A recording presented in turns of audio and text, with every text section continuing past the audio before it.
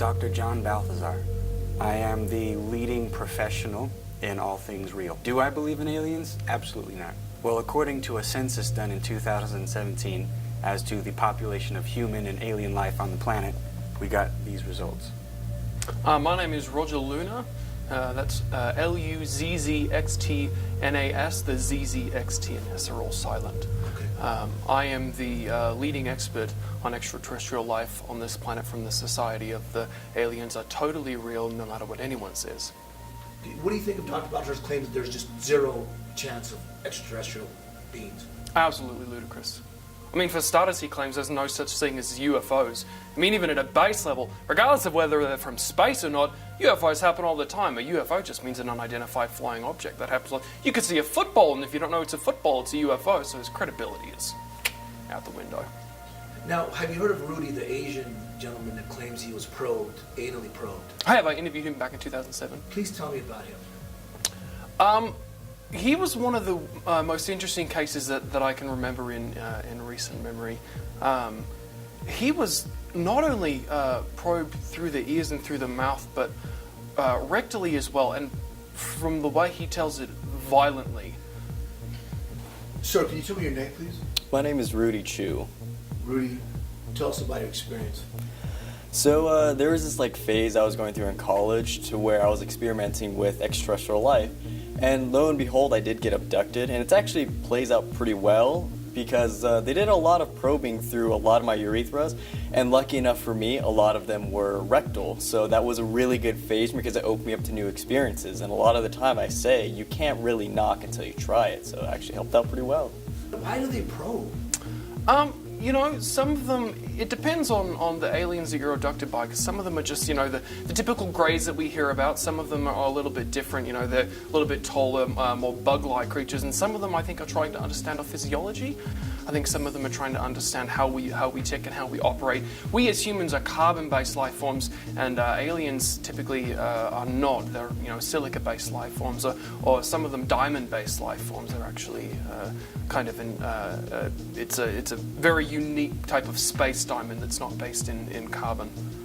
What do you think of Miss Phyllis, who claims that... have you met Miss Phyllis? I have, unfortunately. She wears a hat. She does. She wears a aluminum hat. She does. Why does she wear an aluminum hat? She believes it blocks the signals from the aliens, keeps them from reading her mind, which is preposterous. They don't need to go from above, they can go from below, from the side. So the hat does nothing. I've told her that multiple times, but she refuses to listen to my advice. Hi, I'm Phyllis. Phyllis Herbertson. Phyllis, did they probe you? I have no recollection of them probing me, but they must have, because now I hear the voices. They tell me things to do. They tell me them things. That's why I have my little hat on, because, sometimes it interferes with the, with the reception. With the wavelength, so they can't get to me sometimes. Sometimes it works, sometimes it does. It depends on the weather, and it depends on where I'm standing. She's claimed that she hears voices. And she very well may. And she's very wealthy because these voices tell her who wins the Super Bowl and the World Series every year. And she's got it right. She's a millionaire. She is, which is baffling because she still wears the aluminum foil hat. You'd think that she would have the money to upgrade to something a little bit better by now. Now tell us about this. Some people suggest you're a psychic because you've been able to decipher the Super Bowl winners for the last 5 years. Yes, see. Made you a lot of money, right? Yes, sir. Yes, sir. I don't believe that I'm psychic. I think it's the gift that the aliens gave to me. What do you think about people that get abducted? Well, or claim they get abducted, sorry. People who claim they are abducted are delusional, often taking drugs or hallucinogens, or just lonely and wanting attention. Have you heard of Dr. Balthazar, the NASA expert who says that there are no UFOs? I have heard of him. I try not to expose myself to him because it's just ludicrous. It's just ludicrous. I mean, obviously I'm here, I'm living proof. I think poor Dr. Balthazar, I don't think he was hugged much as a kid. Did you have a childhood, sir? No, I don't believe so. So, The death threats that I've received have come in many forms. Most uncomfortable was the death threat that was written on my garage door in the test came back. It was human feces.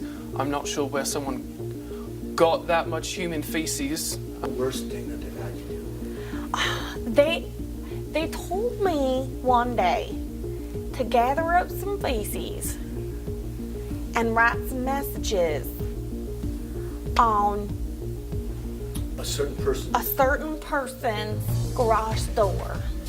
Now, was that your feces or was that Buffy's feces? I was a little bit of everything. You know, I got my husband, you know, he's got the bowel problems sometimes, so we gotta collect it, you know, and so sometimes I collect it, you know, and I just sit it out in front of it's really good fertilizer. It was diverse feces. It was, yeah. Very diverse people. Do you think that there's a chance?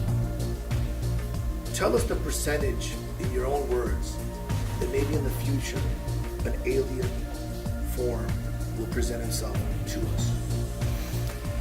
The percentage in the future of an alien presenting itself to us here on Earth is frankly low. Less than a 1% chance. If it did, it would be in a germ from a meteor, I'd imagine.